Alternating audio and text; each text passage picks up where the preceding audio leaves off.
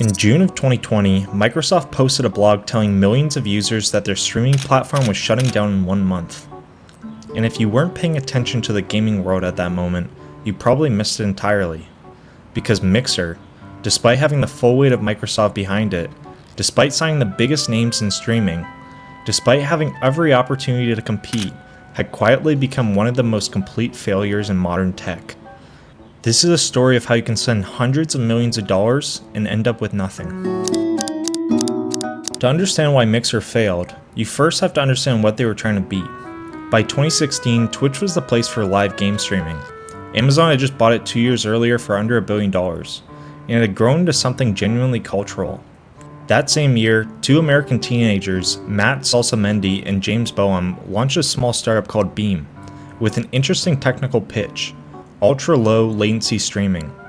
On Twitch, there was a noticeable delay, sometimes 10, 15, even 30 seconds between what a streamer did and what the chat saw. Beam got that down to under a second, which meant for the first time, a streamer could genuinely talk to their audience in real time. It was a cool idea. Beam grew modestly, built a small community, and then in August 2016, Microsoft bought it. On paper, it made sense. Microsoft owned Xbox, Xbox was a living room gaming console, and streaming was exploding. If you could build a streaming platform directly into the Xbox ecosystem, you own the pipeline from playing games to watching games, in a way nobody else did. They rebranded Beam to Mixer in 2017, integrated into the Xbox dashboard, and started building. And for a couple years, it was fine. Mixer existed, some people used it, mostly because it was already built into the Xbox. But it wasn't growing, and it wasn't threatening Twitch. It wasn't really on anyone's radar. And that's when Microsoft decided to make a move. Oh, fuck you, faggot. The fuck you say to me, you little shit?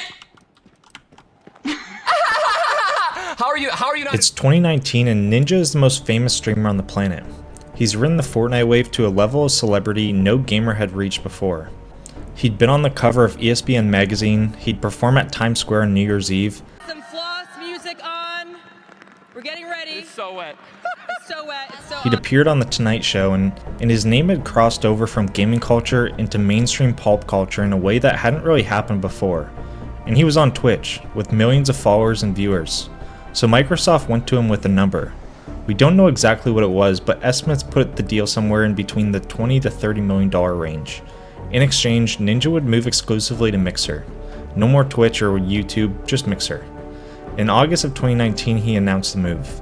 From Microsoft's perspective, the logic was straightforward. Ninja brings his audience, Mixer becomes credible overnight, and other creators follow, creating some sort of snowball effect. A month later, they did it again, but this time with Shroud. Known for his insane aim in pretty much every game, and with a viewership of around 8 million, his deal was estimated at around $10 million. 2 of the biggest names in streaming, gone from Twitch and exclusive to Mixer.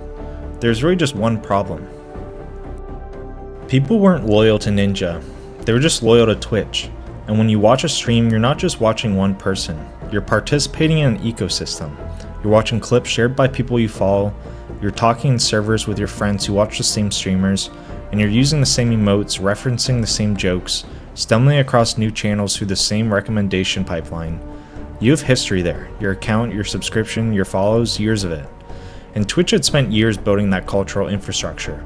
The bits, the channel points, the emote meta, the raids. It was a living internet subculture, and you just don't relocate a subculture by signing a check. When Ninja moved to Mixer, his hardcore fans followed, but hardcore fans are always just a fraction of your total audience. The casual viewers, the people who just have him in the background, who tune into him when he was on the front page, those people just stayed on Twitch, or watched someone else. Within his first 6 months on Mixer, Ninja's average viewership dropped by roughly 2/3, from around 36,000 concurrent viewers on Twitch, down to about 12,000 on Mixer.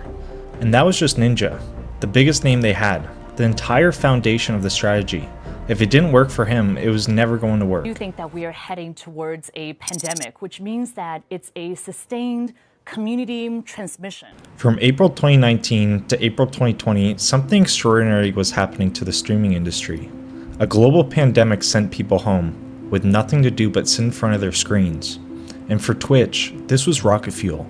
Their viewership roughly doubled during this period. YouTube gaming saw massive spikes, and new streamers were launching every day. Audiences were forming, and the whole ecosystem was expanding faster than anyone had predicted. Mixer in that same window, with two of the biggest streamers on the planet, the full infrastructure of Microsoft behind it, and a pandemic pushing people exactly towards the kind of content it offered, grew its total hours watched by 0.2%. While the entire industry was growing faster than it ever had, Mixer was standing still. And what made it even stranger was what was happening on the streaming side. Mixer was actually growing in one metric: the number of people broadcasting. The Xbox integration made it easy to go live.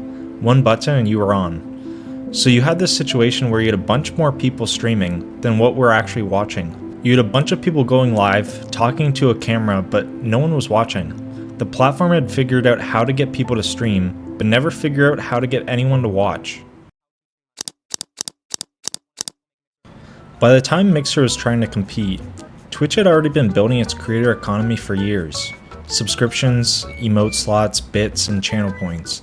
All of it had been refined through years of feedback from actual streamers trying to make a living. Creators knew how the system worked, audience knew how to support the people they watched, and that whole layer of the platform just functioned. Mixer was years behind it on the most, and the creators who moved over felt the gap immediately. But the hardest problem wasn't the features. It was that Twitch had history. Gaming culture had been living there for years. The memes, the moments, and the shared language that built up between communities over time. When something big happened in gaming, it usually happened on Twitch first. Mixer had none of that accumulated weight. It was a clean slate, which sounds like an opportunity, but in practice, it just meant there was nothing there yet.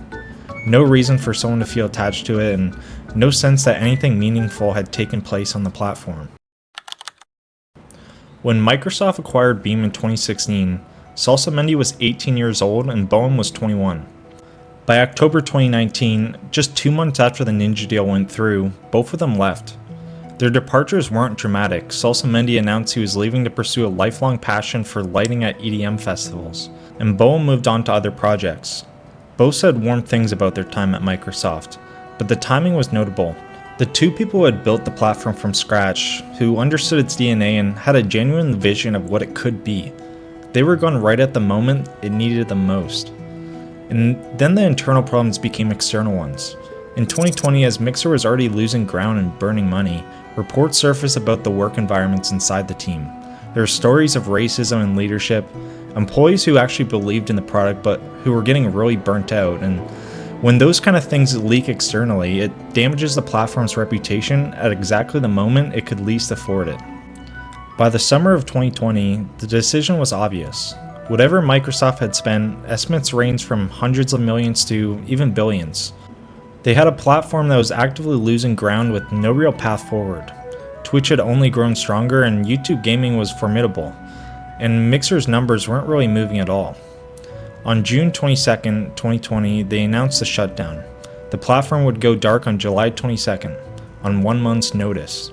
Users were redirected to Facebook Gaming, which had acquired what remained of the platform, and Mixer's brand was dissolved.